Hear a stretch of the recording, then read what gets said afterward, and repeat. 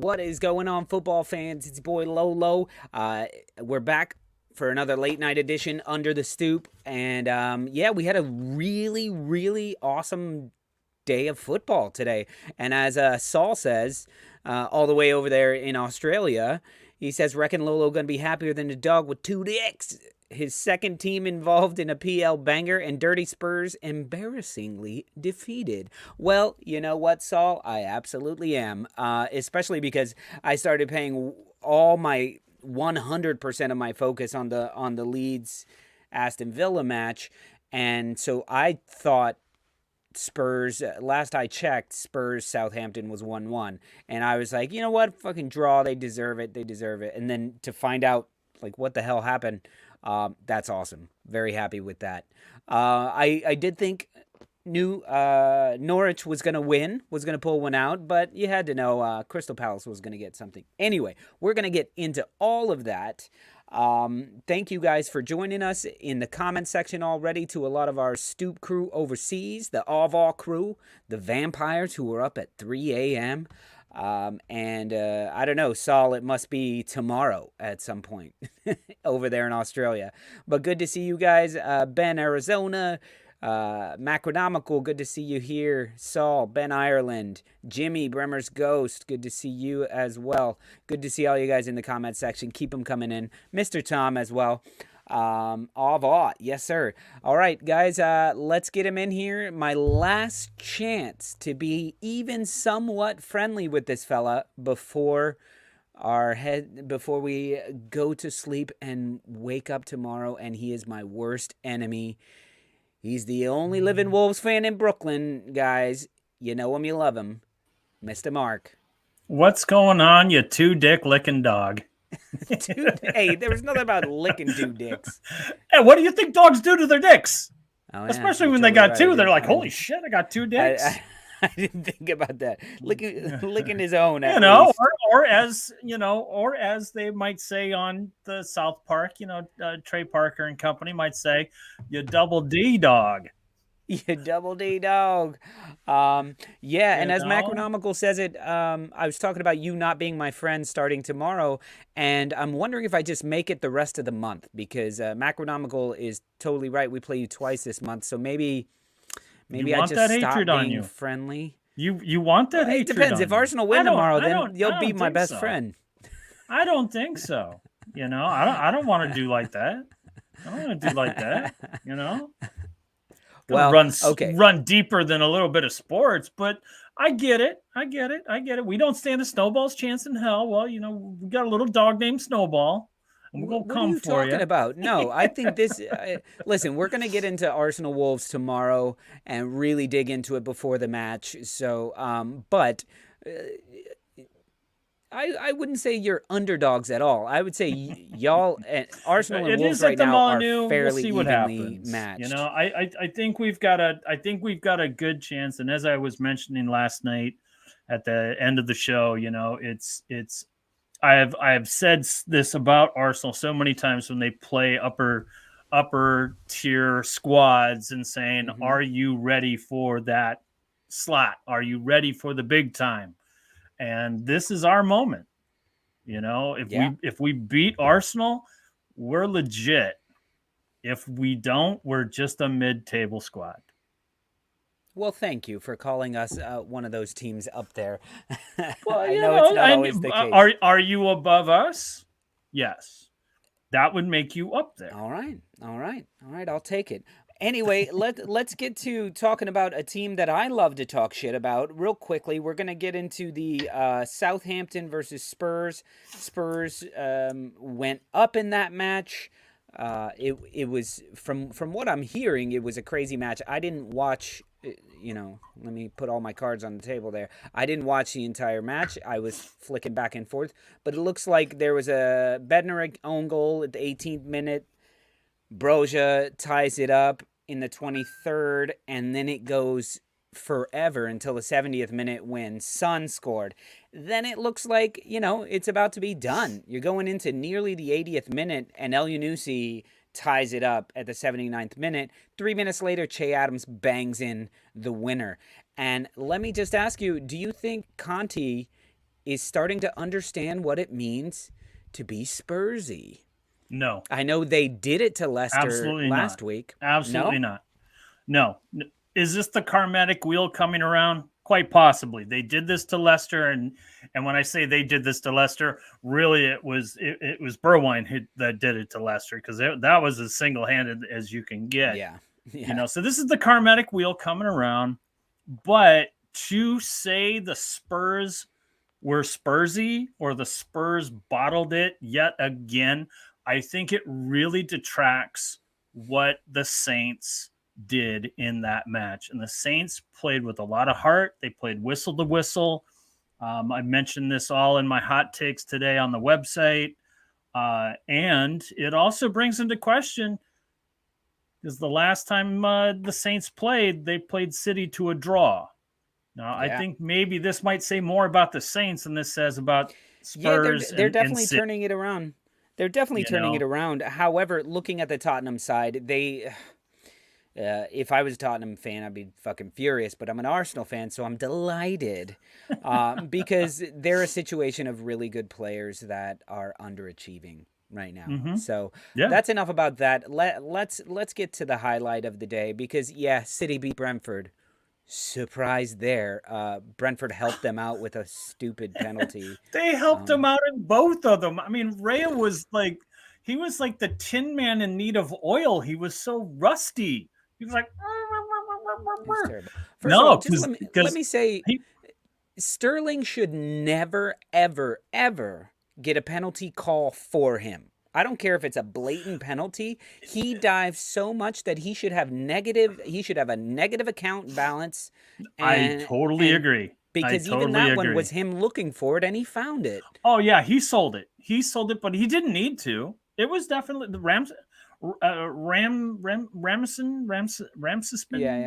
Ramsey, whoever it was. I don't know. I don't know that much about Brentford anymore, and it was somebody who was like on the second squad or something like that. Yeah. He didn't. It was definitely a foul, but it was that patented, just kind of like. It's like I hit a wall at my knees, and I just fell face forward like I do time and time again. But because it was Sterling running at pace. And not, no, I'm not saying it's not a foul. This one was actually a foul, but it was him running at pace and then going, oh, you know what? You know what's easier than actually trying to fucking shoot for the goal? I can feel this guy running with me step for step, so all I got to do is stop. And that's what he did. He stopped and he got fucking clattered. Yeah. Whatever. Yeah, clattered. but how many fouls are drawn that way? You draw a foul that Sterling way. Dives so fucking much that I think he should have a negative account. Everybody do it. Sterling is the worst. He's always on the fucking ground. He's always falling, and I can't believe he doesn't get yellow carded every single game. Sure. Ugh. But we see every team has a player that just kind of falls down at the slightest. Not like him, man. Oh, come on. We saw it last year with Llorente. Llorente goes crumbling to the ground, and the dude says, fuck you, and the guy jumps up. I'm just saying, every team has somebody that does it. Yes. No. Well, we can agree to disagree here. Not to the extent of Raheem Sterling, Mark. And excuse me, you're fucking Manchester City. Your team can beat any team in the world. What are you doing begging for penalties non-fucking stop? It's... Because that's the way it is. Because that's the way the rule is. It allows for it. Yeah, and so he should get yellow cards because that's the rule as well for diving. But no, they just say, get up, because they know what he's doing. Anyway, I'm so fucking done with Raheem Sterling. Obviously. Ugh. Anyway, let's get to the match that we actually want to talk about. Probably one of the most exciting, fun matches I've watched in a long... That's not it, John. One of the most exciting, fun matches that that I've ever seen, not ever seen, but that I've seen in all season, was this Leeds United Aston Villa Villa Park 3-3, one red card for Villa, which didn't really do well. We'll get into that, but back and forth, lead changes. It looked like utter dominance that switched on a dime from team to team at different moments in the match, which was so fun to watch. We got to see Coutinho in fucking scintillating form. Jacob Ramsey with some fantastic finishing. That kid is going to be very, very good. And Dan James showed up. Dan James was like, "Hey, I can be a striker." And we're like, "Yeah, it only took you fucking 20 matches to do it." But fantastic game of football, Mark. I already put out my post-match video, so a lot of these guys have already seen that. So I'm interested to hear what you thought of this match. Yeah, it was probably the best. It was the best match I've seen, or one of the best matches I've seen this year. It definitely reminded me of the match late last year. I think it was Aston Villa and Everton, which was one that went back and forth until the very end. I've been talking about it. We've been talking about it. Everyone's been talking about this kind of slow progression of Dan James. This, in my mind, was his coming out party. He could have easily had a hat trick if the post was not so unkind. Although one of the James goals was a bit, I don't want to say questionable, in that there was issue with it, but it could have easily been called an own goal, because there was just so many people tight around him. But there was an angle. Did they give him the goal? They did. They did give it to him. Oh, and wow. On Peacock, where they don't, I watched the game on Peacock, and where they don't have like a halftime show, and they just kind of show highlights. The goals and the highlights from different angles. There was an angle where, I mean, it was like literally three heads like this, and Dan James in the middle, and he just somehow squeezed in to get it. And I think that after a time, that they decided that they were going to get it to him. But Dan James was phenomenal, and I had posted on the website talking about Coutinho and how I was looking forward to that link up between him and Ramsey, and we saw it again today. It was wow. Yeah. Wow. To me, it was Coutinho's passing. It was his vision and his passing that, yes, his goal was nice, but his to goal me, was great. Creating space with fancy footwork, his quick hold up play, and you saw him take a peek, and the pass was absolutely perfect. Ramsey had a lot to do to finish it, but he was so cool and calm. Yeah. And the finish was both of the Philip's finishes. a Villa fan, by the way, Mark. What's that? This guy's a Villa fan. Hey, what's up, brother? Welcome to the crew, or get signed up, get green, and be a member of the crew. Philip, I agree with you. Jacob Ramsey and Coutinho, the link up is it's going to be key for you guys moving forward. And as I said in the video earlier, it seemed like Ollie Watkins was just acting like a foil up there, kind of pulling defenders. He was pulling Stroy. I think with Watkins, he's going to be what Chris Wood is, for Newcastle. Yeah, right now. Or until they start keying on other people, and Watkins will get his. I hope that Coutinho did not injure himself, because that would be really unfortunate. I think he's still not fully. He's not used. I completely he hasn't played agree. Full matches in forever. But when they pulled him in the 70th minute, maybe a little later than that, they were not the same team. They were not the same team, and had the game kind of switched to where it's Leeds just might pull this out. A big thumbs up to Dan James looking over at the sidelines and going, Tyler Roberts? No. He doesn't come in for me. Yeah, he's like, yeah, I'm a little tired. No, he was like, fuck no. No. Fuck no. Not that guy. I'm not coming out of this match. So something that surprised me a lot, and I don't think I mentioned it in the video, but the guys are talking here. I remember being impressed by Rodrigo. He did have some mistakes, and he he wasn't perfect, but I felt like he was a part of a lot of the good things that happened. I think he had the assist on the first goal, and he was way more active than I have seen him in a while, because he's usually a big letdown to me, Rodrigo.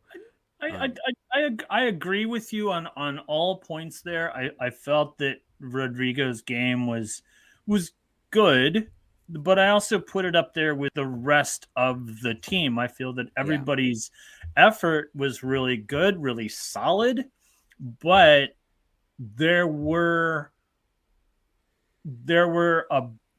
mistakes that were made that shouldn't have been made that cost them 2 points. Yeah. It seemed like that every time that there was a nice counter going for Leeds, they were giving the ball up. And a couple of few times Rodrigo was at fault. Yeah. And I just kind of kept saying that. I was like, God, their Leeds is playing the best I've seen them play in a while. Obviously Villa is enjoying the new signings. They're playing well. But as far as the Leeds side, there was just these little mistakes all throughout the squad. Now, as far as Villa was concerned, I feel most of the issues and most of the problems were laid at the feet of Tyrone Mings. Well, I think he saved them as well. He saved them, but then like 2 minutes, he saves them on a goal, and then 2 minutes later, he's the one that's responsible for letting Tyrone the goal Mings. in. The Llorente scored. Yeah, that's one of the bad things with Tyrone Mings, though, is like he'll save you 1 second and then be responsible for letting in the goal the second minute. Yeah. How much different of a match would it have been had Dan James, the time he took the shot from a super tight angle, but Cleach is standing there like alone in the box. Not alone, but in space. If he had just drugged that ball back to them and Leeds go up 2-0, the way the match had started, Aston Villa, all the players were yelling at each other. They were like, what the fuck? Oh, fuck. Imagine. Let me ask you this. Does it become a blowout, or does it go? Do you think this sort of scoreline could still happen if Leeds went 2-0 up the way they were? Because their possession looked easy in the beginning. They were overrunning everybody. The passes were really good. And then Dan James missed the shot, but instead of that, he probably could have passed it back and been nearly a tap-in. And if they go up, that or the one where he hits the crossbar, if that goes in, the way they were dominating right there, because immediately from there, it switched. Like, Coutinho cut him open in the middle. So I mean, I think we can play the coulda shoulda game on both sides. I think that there were shots, and Bob's right, that were just a hair off for Villa. There's no saying, because I believe there was 2 players trailing and 2 players ahead. If that pass by, if the pass that you're talking about, passes to who? Cock or Cleach? Cleach, I believe. There's no saying that, that James would have connected with them. I mean, the likelihood, probably, but just the way that things were going. Shot. But that was the shot of somebody who was feeling it. Absolutely. When you're feeling it, look. What are we talking about? Arsenal fan club family circus channel here. I have no idea what we're talking about. I think we're talking about Leeds right now, and we've been, us too. Oh man, we're being good on for the Stoop derby. It's heating up, right? If you want to go ahead and award yourself those points and put the cart before the horse before the game has been played, Mark, ask Kantak about that. Ask Kantak about that when he already had said that the Kansas City Chiefs were going to go to their 3rd straight Super Bowl. We know what happened there, so we're not really talking. We're talking Leeds. Can you get back to that? Okay, so let's not talk about that hypothetical. You didn't like that hypothetical. No, I think the hypotheticals could have gone either way, and I'm so satisfied with the way the match played that I'm enjoying that. You know, I mean, like I said, this was one of the best matches I've seen. It is easily my top 5 of the season for sure. Yeah. And I think in the end, as I said in the video earlier, but I think in the end, a draw feels right for this match. Yeah. Had Leeds won, would we have been happy for our Leeds fans? Yes. Sure, Had absolutely. Villa won, would we have been happy to see another fucking cracker of a goal go in? Probably. Sorry, hate to tell you, Leeds fans, but Philip's here too. We would have been happy for Philip. But I feel like the 3-3 was like, yeah, you walk away. Yeah. Walk away. Yeah. That's like when you've been playing blackjack all night losing, and then you go on a hot streak, you get back to even. You're like, let's just go. Let's just go. Let's go home. As you can tell, I'm a gambler. I mean, it was totally fair. I think if anything, I feel for Leeds the most for the only getting 1 point here, because there was a lot of relegation teams fighting each other today. Yeah. And this was a chance for them to just kind of like get a little further up from safety. But now, you know, we have Burnley getting a point. Newcastle getting 3 points. You know, absolutely crazy. Norwich got and a I point. just want to address the Mr. Tom. Yeah, I am hyped up for it. Thank you very much, the Mr. Tom. Yeah. No, but he's absolutely right there at 3-1 down. If he would have been offered a point, he would have taken their arm off. Sure. Mark, can I ask you, what was your favorite moment of the match? Because there were some good goals, there were some weird goals, there was some great passing. What was your favorite I know what mine is if you want me to go first. I don't know, to be honest. Both passes by Coutinho to Ramsey were just and so close together. You were like, are they stopping? But I mean, there's so many, like, let me play neutral here. There were aspects of both games that are both teams that I absolutely loved. Dan James was phenomenal, nonstop. No. He's still running. He's still running. He's probably running. I'm asking you for a moment in the game. Oh, yeah, man. I know mine straight away. Go ahead. Easy. Mr.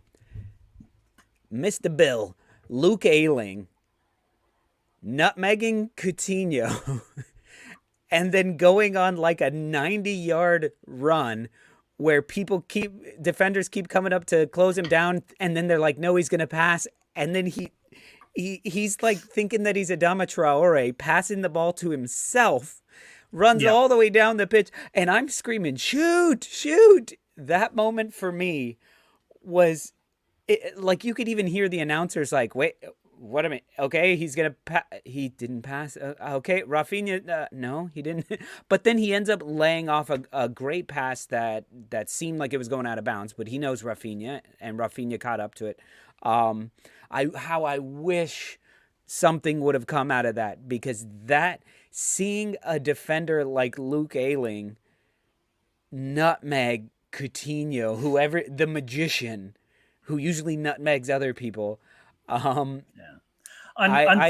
I the run was fantastic. I mean, I loved the run. I was like, holy shit, he's keep going, and then he turned the ball over.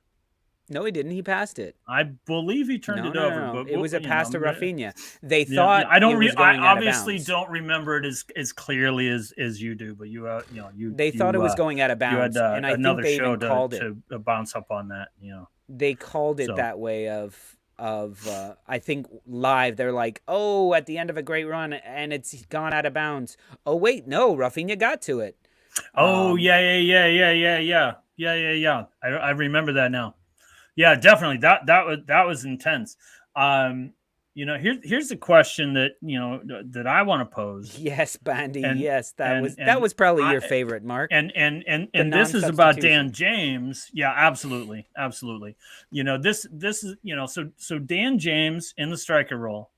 has kind of slowly grown into that position. If his progress continues, and his progress in like a matter of like 3 matches has been pretty impressive, because I think they tried him out on the wing first, and that really wasn't working. But they have him in the striker position, and he's been progressing and learning and doing very, very well under Bielsa. What happens when Bamford comes back? We talked about this with Rodrigo, and Rodrigo failed miserably in the striker position, and Tyler Roberts failed miserably in the striker position. I think I know what'll happen. But now we have Dan James, and Dan James is starting to succeed, and it looks like Bamford may not be back for another month. Yeah. What happens then? I think Dan James is going to get a lot of time to at least the next month to continue to prove himself as a striker. And the question for me is how does Jack Harrison do? And how does Rodrigo continue to do? Because those guys are the ones who will be moved over. I think if Jack Harrison, if Dan James keeps putting goals in, he becomes nearly undroppable, and to where you would move him out to the wing, put Patty up front, and bench Jack Harrison. Of course, I feel like I think Harrison has earned better his for the system system there. few weeks. But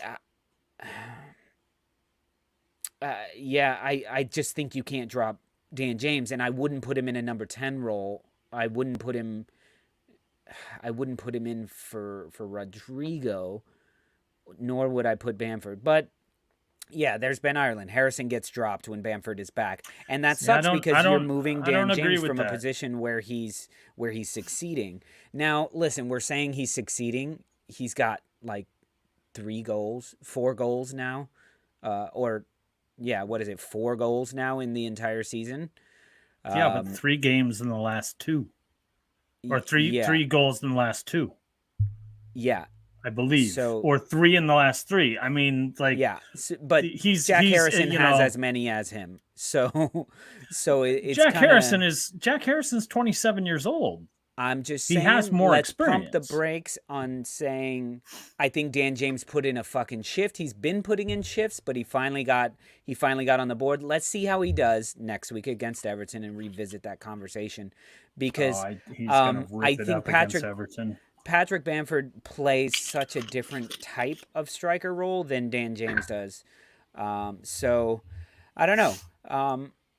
It was super fun, and I am looking forward to the Everton match for them.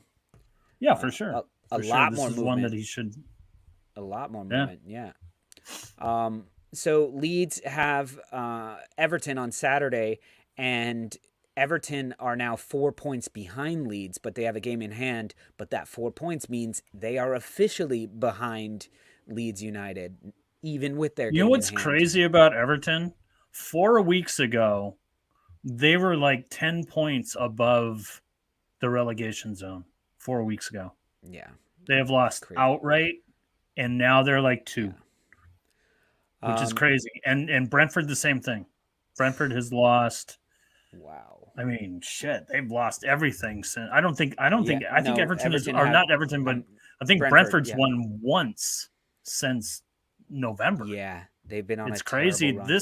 The relegation battle is going to be the battle to watch. It's not the top 4 or 5. It's the relegation battle, man. That's going to be. I mean, look think at about Villa's how next many matches too. How many teams at the bottom have shuffled coaches? Almost all of them, with the exception of Burnley. Burnley's the only team that hasn't shuffled out their coach. Yeah. Now watch, he's fired tomorrow. Yeah. Leeds is a little clear. You know, they're a little clear. I think they're still. Is it 6? Is Leeds 6 clear of relegation? I think so. I think sure. it's Something 6. like that. I think it's two solid matches. Yeah. But listen, Aston Villa could actually end up helping Leeds out a bit in the next bunch of matches. At least the next 2. They have Newcastle and Watford next. And this could be this turns into the Newcastle Aston Villa match turns into, okay, I may put that on the weekend watch list. That Newcastle has found some form, but Aston Villa is in some fine form. So until they prove me wrong, Newcastle is the team to watch from here on out. Here on out to the end of the season. I mean, they looked really, really good. Oh, and Phillips, that's right, Philip. They can't play Matt Target because it's a loan. It's not they can't play Matt Target. Yeah, you can't play against your parent club. Is that true? Something like that. Bandy says I can see Brentford going down. Yeah, I was looking at that at the betting odds on that, and that wouldn't be a bad thing to put some money on because you'd get good odds on it. Because they are so far clear, but they're just in terrible form. Yeah, that's correct. So they can't play Matt Target. That's crazy. Yeah, fucking hell. So guys, let's go through some of the comments. I know Mark and I we there's just a lot to talk about. So there were some in here that I wanted to point out. So Bob Retrovolt, good to see you, my man. Out in California, he said Villa's crowd were on their back at that point. That was when we were talking about what if they went up 2-0. I feel like that whole place could have shifted because that was huge too. Yeah. However, with the first goal, the crowd turned back on Villa's side, and wow, they got loud. So that must have been an amazing environment to be in as well, because you could hear the Leeds United fans there. Another one, Philip said Douglas Luiz is not a defensive mid. He was saying they need a 6 to slow the game down. Should have sold him to Arsenal. Speaking of which, when Callum Chambers came on, I was just like, oh, he's gonna fuck it up for Villa. Oh, you know what? That's what I wanted to mention was the red card. The red card might have actually saved Aston Villa a point because it was it was becoming not a point. Point. Because they would have continued trying to slug it out with Leeds United, and that's when a mistake could have happened. But as it played out, they had to take off an attacker or a midfielder, and they put on Callum Chambers. And when they were just like, okay, have at it. Yeah. I mean, they went totally still had a chance because, at the end of the game. Because Chambers came on for Ramsey, right? Yes, if I'm not mistaken. Yes. Yeah, and Philip says Steven Gerrard was going to put on Danny Ings right before the red. So that to me could have been a mistake because Danny Ings is going to be trying to go over the top flying, so you've lost a defender there. And the way Leeds were playing, you were really starting to see the fitness difference. And that's where Leeds United can get you. Leeds United know that if they can keep it close till about halfway through the second half, they're going to have an opportunity to level it or to win it. And I think the red card made Villa sit back. And it was like, yeah, it's not going to happen. It's not going to happen here, even though Leeds, Leeds had you guys playing their game and you were starting to get winded. Coutinho, all of a sudden, he's got dead legs. Fucking Martinez, when he catches the ball and he goes, oh yeah, fuck. Let me fall down and rub my leg. And let me grab my knee while I'm at it. That was so fucking silly.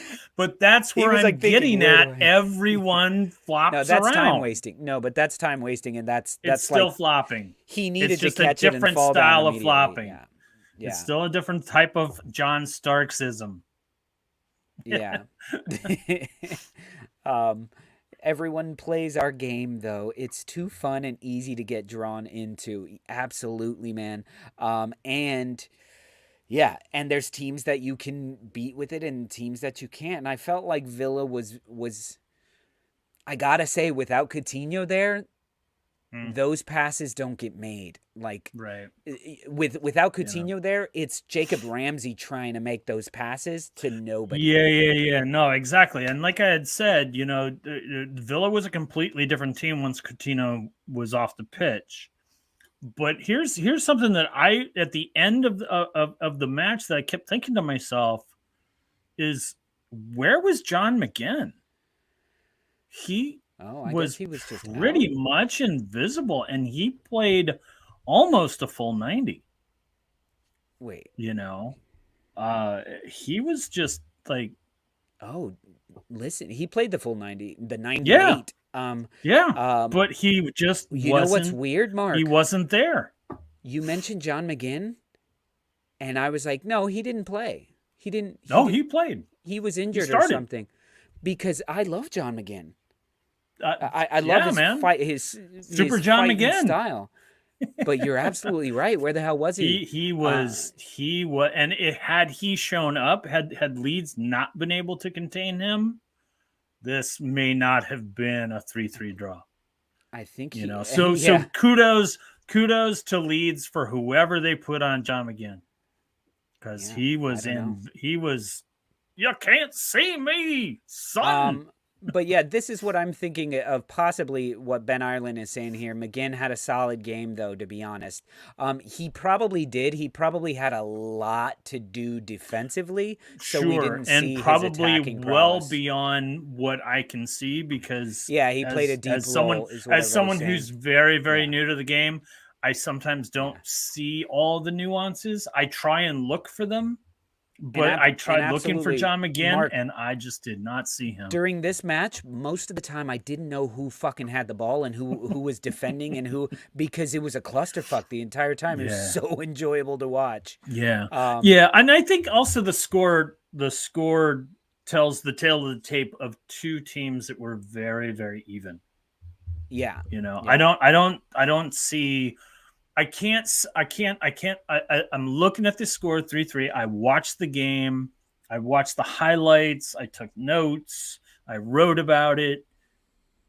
And I can't say that one side won a certain battle and the score didn't show it. It didn't seem... I didn't look at the final box score, so I don't really know who had time of possession, but it seemed very, very even.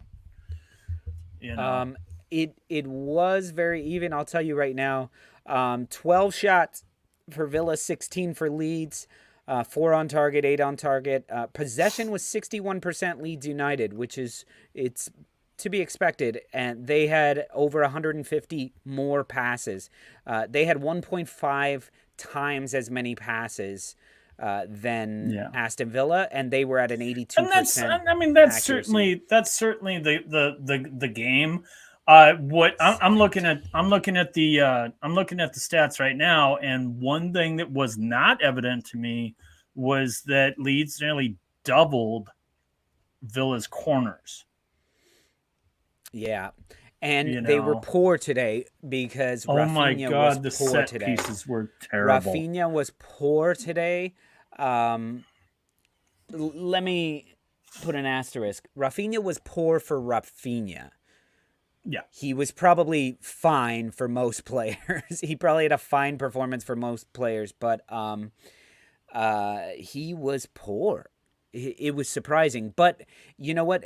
You got to be happy that you know what? Rafinha finally had a day to be poor, and this was probably an okay one because everyone else was better. Rodrigo was better than he usually is. Dan James was better, so I don't know why he was poor, but it seemed it wasn't like the defender had him in his pocket. It was making poor decisions, balls not being perfect. He seemed frustrated. So I don't know. I'm not exactly sure. How did you feel about the officiating? Because there were tons... I thought it was fair. It was fair. I didn't have problem with it because I felt that there could have been calls made on Villa. Oh, that was a yellow. There could have been calls made on Leeds the same way. And Yeah. I didn't feel that the officiating sided one way or the other. Outside of goals, did anything go to VAR? I don't Nope. think so. Nope. And those are the games that I personally love, is when VAR is not involved. Yeah. Now, I was looking it up, and Lee Mason, I think, is the VAR guy for the Wolves Arsenal match. Oh. And not the Wolves Arsenal match, but the Wolves Arsenal match. Mr. Tom, if you're watching. And Lee Mason is awful at VAR. Yeah, terrible. He's absolutely not the guy you want. I am happy to have Michael Oliver as the ref. I think he's the one that I know everyone has issues with certain refs. What whatever. did you think about this referee, though? I thought it was fair, because I didn't know this guy. I had never seen him. Oh no, he was the guy. Remember, it was like, I think it was against the second match, Wolves and Brentford, and the equipment went down, and there was like 13 minutes. Yeah. Like his communication device went down, and there was a bunch of time added at halftime with the drone and all that. It was like 13 I didn't minutes. See that when I was and then they come out of the tunnel for the half. And so this is actually, I think, his first season as a top tier ref. I don't know his name, but his name's Jared Gillett. He's from Australia. And there's actually a mic'd up episode with him. But I thought, he's brand new to I didn't have a problem with the ref. Entirety of the first half, there were times where I was like, how is that not a foul? But it was going both ways. And I was like, you know what? This dude knows he's going to be running his ass off. I would like to see how much the ref ran, because he's probably fucking exhausted. But that was the pace of this game was one of the things that was so enjoyable. Yeah, and then when it did start to get chippy and legs were getting tired, he put some people in their place and calmed it down a little bit, and I felt like he took charge of it. And his immediate second yellow red card was decisive, and he knew what he saw, and he knew what the defender was trying to do, and that's just that's a stupid foul to do. Mm-hmm. It's not even the elbow in the face that did it. It was the elbow in the face is a yellow card, but blocking you can't do that. It was a Raul Jimenez move. I think that if the arm is down or extended, I don't think it's a yellow. I don't even think it gets called, because he has a choice at that point. It's a foul. Right. It's a foul, it was like definitely. It was like against who'd Wolves play? Who'd Wolves play last? Not Norwich, but within the Premier League.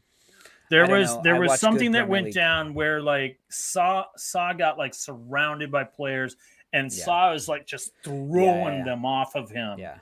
And I was just like, you can't do that. Where's the whistle? But but there was nothing terribly egregious, but much like this one, because the elbow high. But Mark, those are actually two different situations, though. No, I understand that.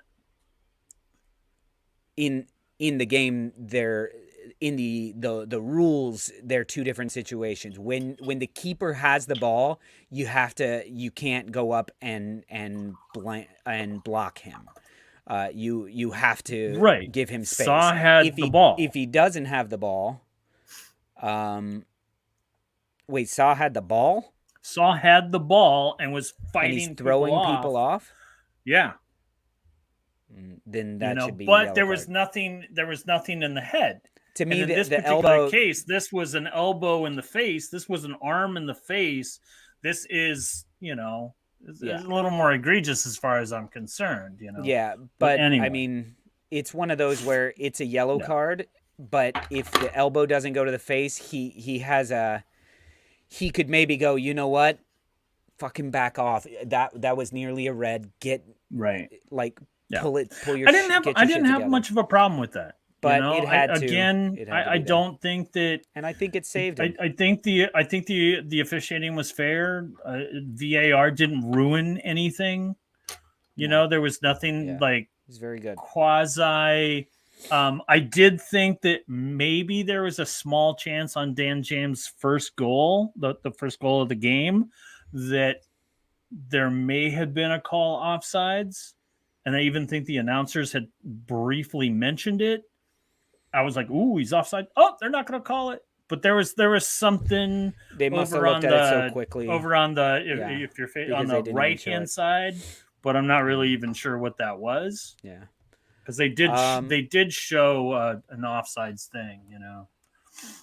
And Mr. Tom, you're right. You know, there was already a yellow. No, it's never a red card. That's not a red card. No, even, that's even though definitely the elbow not a red hit the card. face, it was a second yellow that got him for ungentlemanly conduct. And Ben says, hope you're enjoying the show, Phil. Share with your mates and footy groups and join us Friday midnight UK time for happy hour. It's great fun. Yeah, that's 7 p.m. over here on the East Coast. But yes. And while you're at it, Phil, join the Stoop crew, sign up, get green on your name, and you can play with all them lovely emojis. Let's do it. And when you come for Friday happy hour, you can be a part of the Stoop crew rather than the Stoopers, which is me. And I suck at trivia. And yeah, build a little Villa contingency here to fight with all the Leeds fans. It'll be awesome. So guys, otherwise we say fuck. And don't forget to hit the holy trinity of YouTube. Subscribe, like, share, all that good stuff. And if you don't, fuck ash. But anyway, guys, it's been a lot of fun talking about this. Mark, tomorrow we will be discussing Arsenal Wolves, Arsenal. At some point during the day, we will have a video coming out about that before the match. And then 2:45, cell phones off. Heads down, thumbs up. Yeah, we're going to be cordial. We're going to be cordial. We're going to tell Cantac radio silence. Yeah, Cantac, shut up. Silence. So, guys, catch us here tomorrow. You can catch the show. That will be posted at some point tomorrow before the match. And then come join us again tomorrow night at 10 p.m. to hear Mark and I explain why he got screwed or we got screwed and da-da-da-da-da-da. And, oh, my God, Bandy, I'm so sorry. Our sponsors are going to pull all their sponsorships. Guys, we're over here begging Philip to join the Stoop crew, but we've already got so many sponsors that I even forget about them. And today we have a mystery sponsor. So Director John, let's go ahead and kick off our mystery sponsor. So Mr. Tom says Cyril was the sponsor. Hold on, Lolo. It gets weird from here. Friends, are you tired of being disturbed while trying to watch that big match? Finally, Peace and Quiet Productions present Control a Woman. Oh, God. They're still sponsoring the show. The instructions included. Options are mute, off, give me beer, sex, food, stop whinging, remove clothes, massage, sleep. Yes. Go ahead and order that. Go ahead. There are free hard hat and voucher included. Go ahead and choose your favorite team. And there's a $100 off coupon for an uncontested divorce that you can give to your woman when you try to use this. Also available in Control a Kid, Control a Cat, Control a Dog, Control a Boss. Call now while she's still sleeping. Our marriage counselors are standing by. You see, I thought this was going to be our sponsor. Oh, gosh. Mark. By the way, I just want to say I didn't have time to make a new sponsor. Sorry. It's all right. I just want to say, while I took a position last night in our bonus feature show, I by no means condone animal abuse on any scale or any level. Yeah. I think that was clear. Opinion. I think you were just talking about the starting of him versus not starting him. And you Absolutely. did say it was a punishment. So I exactly. So that I just want to make sure that our audience understands I'm an animal lover and by no means a Zuma lover. Oh, No idea where I kicked was him going out of with your that. love. You've kicked him out. The pussy slapper. Jesus. Pussies are not meant for slapping. Are they now? No. I don't know what we're talking about. Is this happy hour? We're like nearly an hour on our half-hour show. Well, Leeds United fans, Aston Villa fans, I hope you guys have enjoyed our extra long half-hour show today. We love you guys. Come back tomorrow. We'll see you then. Don't forget, if you want more action and more trash talking with fellow Premier League fans, go to onthestoopwithlolo.com and you can get in on there and talk trash to everybody. So we will see you guys tomorrow. Thank you, Director John. Thank you to all of the Stoop crew. And thank you, Mark. Wolves. Until tomorrow. Peace.